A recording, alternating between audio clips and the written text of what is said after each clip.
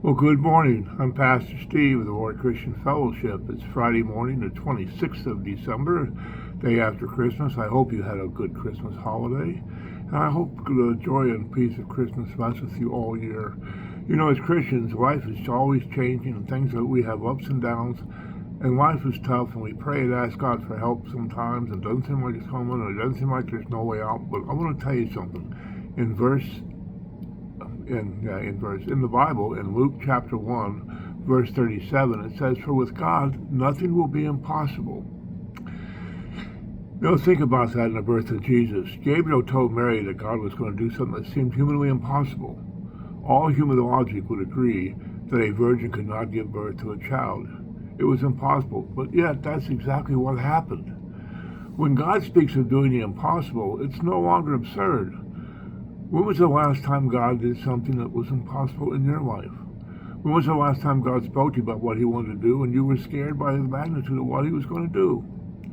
God still does the impossible. Too often we acknowledge our belief that God can do whatever he wants, but then we add a safety clause. But I just don't think God will do that with me.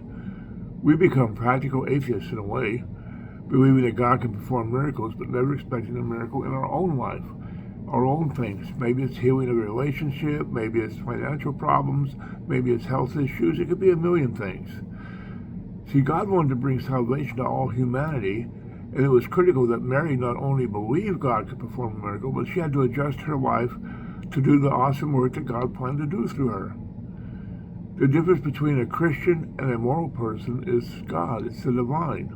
The difference between a church and a social club is the miraculous, the things that only God can do. We can duplicate the morality of a Christian, but no one can reproduce the miraculous to be part of the Christian experience with God. Do you believe that with God, nothing is impossible for God? Adjust your life when God speaks to you and see if that's true. That's the only way to tell. You live your life for God, no matter how he tells you to live it, and you'll be better. I hope this helps you. I hope you have a good weekend. Go to church Sunday, and I'll see you here Monday morning. Be well, friends.